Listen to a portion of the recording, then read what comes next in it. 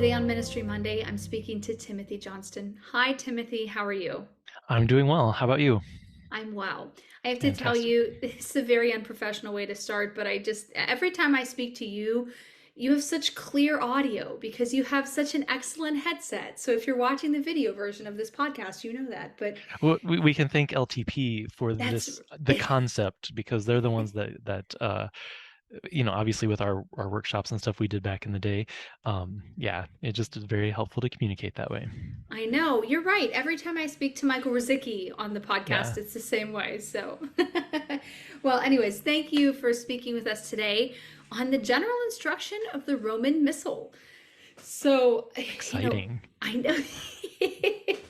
I agree. I agree. But I will also say, and I said this to you before we started, um, some of our listeners, and I will admit, myself included, at least upon initial look, may think of the germ as exciting, but maybe also a little daunting because it's a large document. It's a very strong guiding document. Hmm. And so I really want to take some time to sit down, explore the roots of the germ, and then see how we can best, as pastoral ministers, really start to break it open and use it to, of course, the full benefit.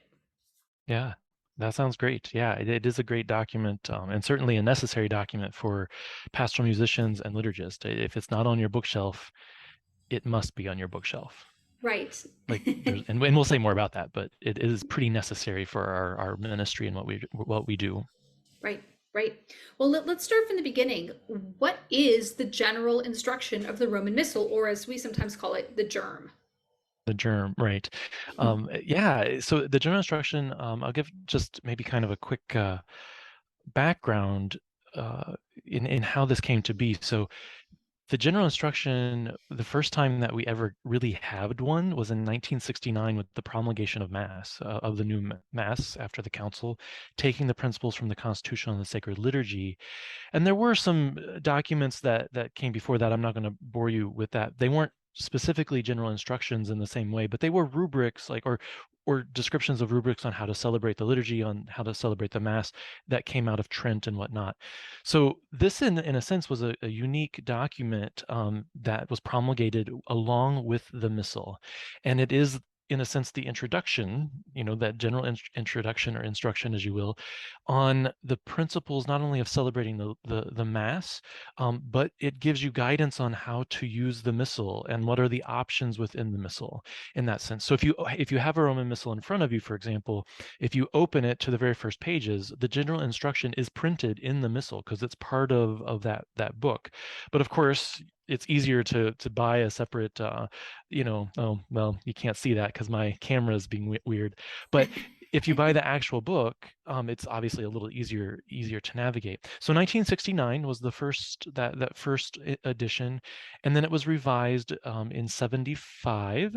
And then with the promulgation of the third edition of the Roman Missal in 2002, I think it was. Let me make sure I get my dates. Yeah, that was when we get a third translation or edition. And there's been some minor revisions here and there to fix some language or grammatical things, but three really formal revisions that have taken place. And so we're using that third revision right now, which accompanies the third edition of the Roman Missal.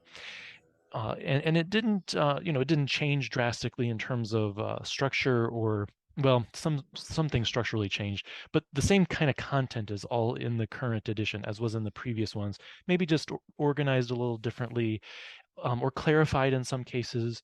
And one of the unique things about our instruction, and I think this is true for a lot of bishops' conferences, is there are the adaptations for the United States are already incorporated into the document. They're not like a separate appendix that you have to go search out. So that's already embedded in the document. So we took the Latin translation, translated to English, and added that in. So that's kind of a brief history of all of that. Mm-hmm. Mm-hmm. Okay, great. So if someone's working in a parish and they have an old form of the germ, is it similar to an old form of the Roman Missal where we really should update and probably should be referring to the 2002 version versus the other two? Yeah, I definitely think if you are not using the most recent edition, And again, there were some revisions. So the last publication, I think, was in 2011, 2010. So right around when the actual, because they, again, made some corrections. But you should be using that particular text because it is specific to the third edition of the Roman Missal. As you know, there were many changes that took place in terms of translation, but also in the current edition of the general instruction, it's updated with the language. It takes into account some of the other documentation that had come out since 1975 and dates that in the text itself. So definitely make sure you're using the current one. And like I said, the arrangement is a little different in terms of the structure to try to communicate the theology that this particular document is trying to get across. It's not, you can't compare it in a sense to the Constitution and the Sacred Liturgy in the same sense, because it is, while it has theological and doctrinal underpinnings, it really is an instruction in the sense that it's providing rules. And I don't mean rules as like they're black and white always. Some things are black and white, but it's providing sort of the parameters and the directions on how do we prepare the liturgy and how do we celebrate it beautifully and well. And so it reads like a manual, like an instruction manual in a sense. But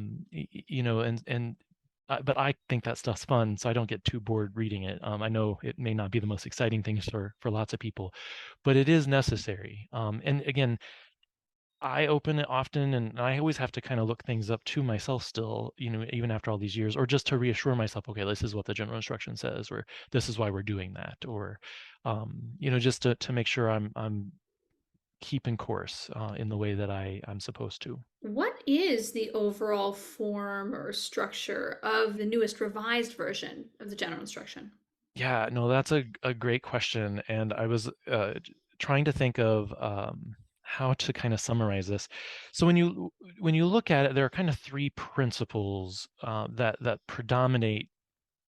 Is that the word? Uh, yeah, predominate the overall structure, and that would be Hmm. communal, hierarchical, and sort of the sacrificial nature of the liturgy.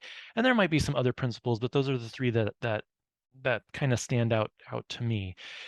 And of course, the first one, that communal piece, the primary impetus coming out of the Constitution of the Sacred Liturgy for this kind of a document is to advocate and to assist in the full active conscious participation of the liturgy.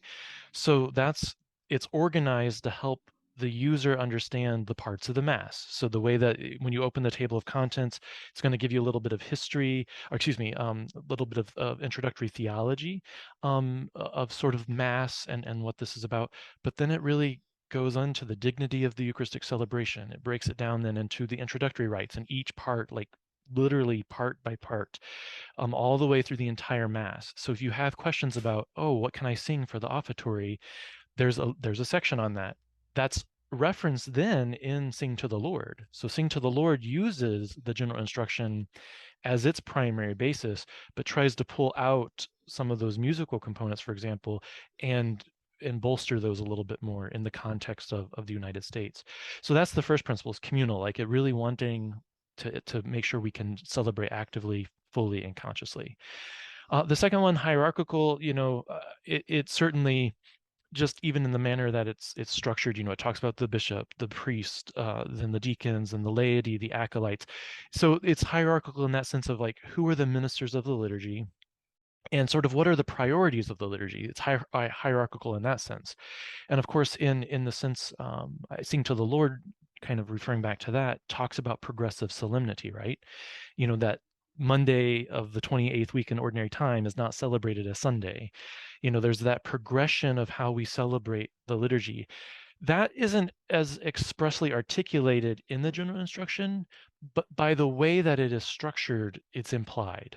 And when you're sort of reading, so that's why Sing to the Lord, for example, I think this is what I think sort of breaks that open in more digestible ways and in very concrete ways for us, but it's kind of set up in that way as well to get a sense of that.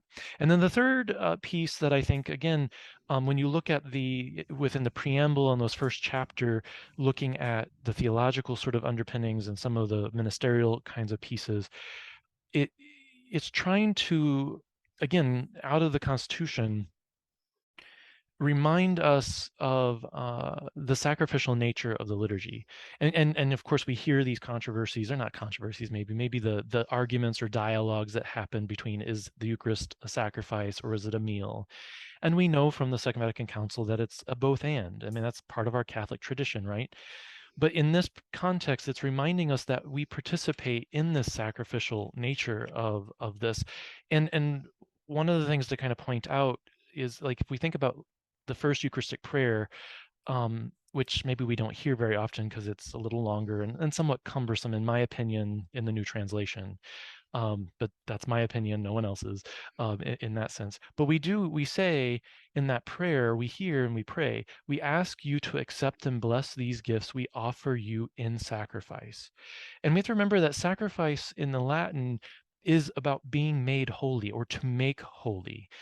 So it isn't just a bloody sacrifice in the sense of what we hear, in the temple, or even what happens at the cross. Certainly it's a memorial of that, the crucifixion, but also the resurrection. So we participate in that sacrificial nature, that we come to share in the very paschal mystery of Christ, in this liturgy. And so the way we prepare music, the way we train our ministers, the way we pray, celebrate, stand, all those things, which is also indicated in here. There's stuff about gesture, there's stuff about and why we do what we do. All of that matters because we come to unite our hearts and our mind with the ongoing prayer of salvation. It is Christ's prayer that we pray. It is Christ who celebrates the liturgy ultimately. That's why, we hear at the end of the Eucharistic prayer, through him, with him, and in him. It is through Christ, in the power of the Holy Spirit, that we offer this prayer to God the Father, and that we just participate in that sacrifice, that giving, that thanksgiving as well. So that's kind of the general overview of that. But then, as I said, the chapters are really outlined, by introductory rites. It sort of just kind of walks through the Mass, breaking it up into introductory rites, liturgy of the Word, liturgy of the Eucharist, concluding rites, and literally walks through. There's paragraphs all the way through that walks through each component of the Mass. So there's a section on the Gloria, a section on the Collect, what to sing at offertory, for example, or even the as you get towards the end of the instruction, what choices of masses do you have? So it helps you kind of understand, when there's an optional memorial, for example, I'm just pulling this out, what masses can you celebrate? Do you use the optional? When can votive masses be used? What colors are used? So it's really useful. And sometimes you may not need to know all of that, for example, but it's helpful, I think, to be familiar with it. On well, like the catechism, I don't recommend sitting down and just reading it cover to cover. You certainly can. I did because I'm a nerd that way. In that sense, like I like it. And it can be helpful to kind of see it unfold in that way, but it also may not be your style. Like, so if that seems a little too overwhelming, pick a section and read about it. Like if you're like, oh, I want to learn about the Gloria right now, pick and read that paragraph or however many paragraphs there are. Um, and just kind of work your way through as best as you're able to and comfortable in doing that. I'm so glad you said to consider not reading it cover to cover, but to use it as a tool for reference on specific areas that you're interested in or that you need to reference to. I think that brings me to another question I wanted to ask you, actually. So if we're listening to this and we are pastoral musicians and we want to cite this document or reference this document as a tool for support, maybe there is a pastoral ministry situation in our church where you just have a feeling that maybe that's not the right way to go about something like that in terms of liturgy, art, environment, whatever it is, ministry. How can we cite this document or use it as a tool for support without using it almost as like a rule book to kind of to be too by the book and too black and white, like you had mentioned? Yeah, no, I mean that's a really great question, in the sense of, because yeah, it's easily to say, here are the rules, just do it this way.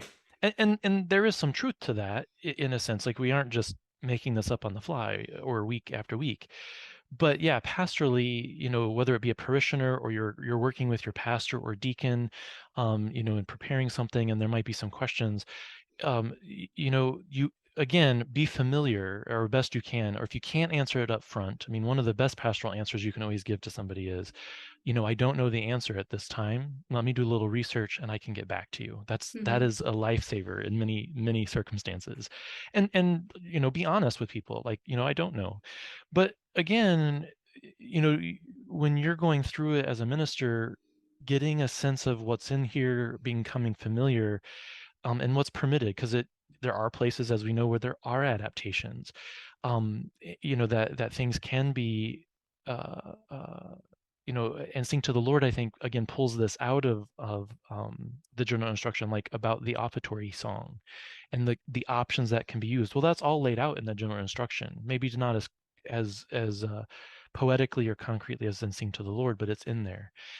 So I think pastorally we have to just be attentive always of our own sort of demeanor in how we respond to things. I know for myself, I tend, not intentionally, to come off as very like, well, this is what it says, that's what we're going to do. And I do say that at times.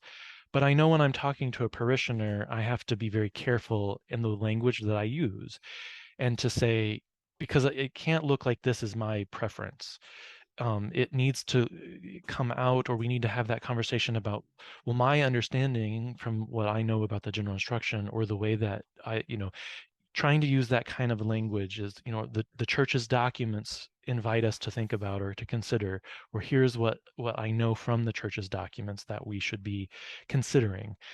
So just those kinds of things, to think about or relate about, are become more relatable than just saying, well, paragraph 98 says this, so that's what we're doing. Great, you can quote things. I cannot. I've been doing this for 20 something years and I still can't quote things, numbers and things. But there are some people that are really good at that. That's not necessary. I mean, unless it really comes down to somebody who really wants to see. And I've been in those circumstances where somebody's like, well, show me where it actually says that. And I'll be like, okay, let's sit down and I'll show them. And that also opens up kind of a door to have a conversation about, well, where are you coming from? Like, why do you think we should or shouldn't be doing whatever? I can't think of an example off the top of my head, but it certainly helps them tell me their story and give me a better sense of why they're asking the question or challenging something that might be happening. And also then allows me to be able to respond a little more, um, effectively, because I know the context.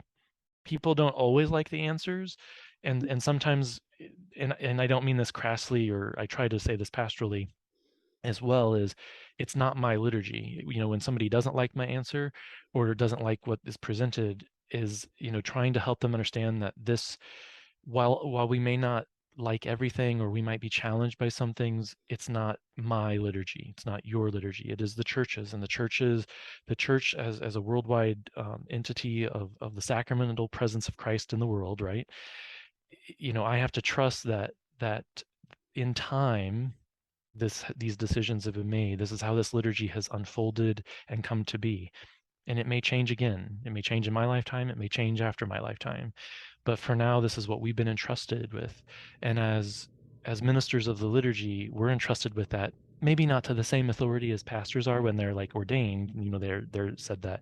But we are entrusted with that, to care for it, to bring people into the Paschal mystery through our celebration. And so we want to be as best, uh, ably versed in what the instruction says, what the parameters are for our ministry, so that we can implement that well. I don't know if that answered that, very well, but No, it um, does. Yeah, I do think it does. Let me give one example that I just thought of as you were speaking, and it's very similar to what you were saying. This is an example from when I was full time in ministry. Prior to being full time with NPM, I was a director of music for 13 years. And I had one or two times where a family was gathering at a Saturday night liturgy or a Sunday morning liturgy. Maybe it was the birthday weekend of a loved one that had died or something sure, like that. And they emailed me the week before saying, here are the songs we want for the Sunday liturgy to honor my dad, to honor my mom. So in those scenarios, would something like the germ be able to help us just kind of find that common ground and explain to a family why that unfortunately is just not appropriate? Yeah, I mean, I think, I mean, along with the Constitution of the Sacred Liturgy and the general Hmm. instruction, of course, yeah, I mean, it's something like that. I mean, that certainly happens in many places, right? Where Yeah. we're, because we've gotten into this mode about themed masses or for particular people, and Hmm. that as you read through the general instruction, the Paschal mystery is always the theme, right? And so, Mm. yeah, to help that community understand which or that family, which isn't always easy without a lot of background work, but to help them at least easily understand that the church has a liturgical calendar, and we're attentive to the readings of that are assigned to that Sunday. We're attentive to the needs of the whole community because this is the church's liturgy. It's the parish community that's gathering.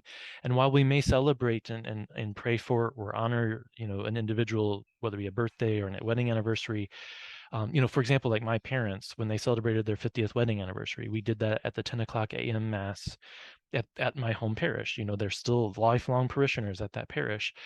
And, we I worked with the pastor. Now, granted, I was a liturgist, so it was a little easier to do in that sense. But, they didn't, while we did some, the blessing from the ritual for them, they were not the liturgy in that sense.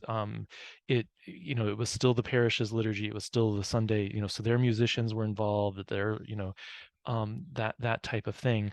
But we were able to within the parameters of that the rite provides, bless them. And so I think something like that, whether it be a birthday or another kind of anniversary or something like that, there are ways that we can incorporate stuff like that. The Book of Blessings, Hmm. that may not be spelled out as much in the general instruction, like how that might be done, but certainly our other liturgical documents do talk about that. So like you can do things like that if you look at the Book of Blessings, and maybe have accommodations or compromise isn't the best word, but accommodate the pastoral reality Mm. within the parameters of the liturgy.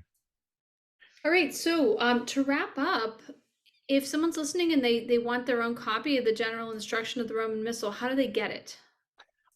That's a great question these days. So if you have a local Catholic bookstore, that's your first place. Okay. Go to your local Catholic bookstore. Um, but you can order it, I know for sure, through liturgy training publications, so ltp.org. And I actually think OCP also sells it, if I remember correctly. I don't know about GIA or Liturgical Press. So those are definitely the OCP and LTP. You can go to the Bishops' Conference's website, and they have a publishing site because they're the ones that actually publish it. But it's a little more, sometimes it can be a little difficult to find stuff on their page. And they're actually closing down their publishing house this year. That's So right. you won't be Hmm. able to find stuff there in the coming months. But for now, you're able to, and you could order it directly from the bishops. But certainly LTP and OCP, those would probably be your easiest finds. Um, but again, your local Catholic bookstore, if you have one, because they really rely on that business to stay in business, and as ministers, we should support those in that kind of ministry as well.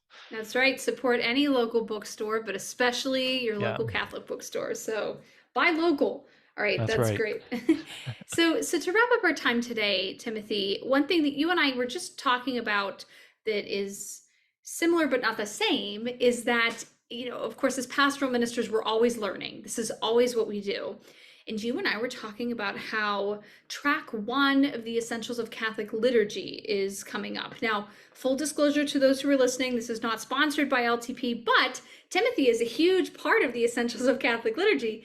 So, if someone's listening and they're considering taking track one, what are Yeah, some of the favorite things that you had as an experience teaching it? Because you have taught it in the past or helped to sure, teach it. sure. No, in person and online. So yeah, That's right.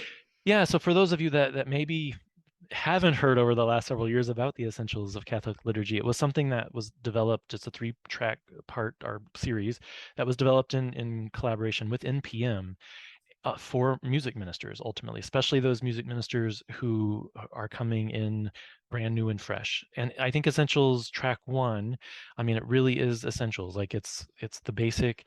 And one of my favorite things in teaching this particular course, and I'm not this round, but is the kinds of conversations that end up happening because there's an online forum that all the participants have access to, where there are discussion questions where people can share best practices or ask questions of their colleagues from around the country, like, well, how do you do this in your parish? Like, I'm kind of looking for some things, and what I love about that are the light bulb moments. Like, there are just so many light bulb moments that sort of happen in those conversations where, we've had brand new music ministers take this, who are fantastic musicians but had no background in liturgy, right? And so they're just blown away, like, because they don't even know how to use a Roman Missal.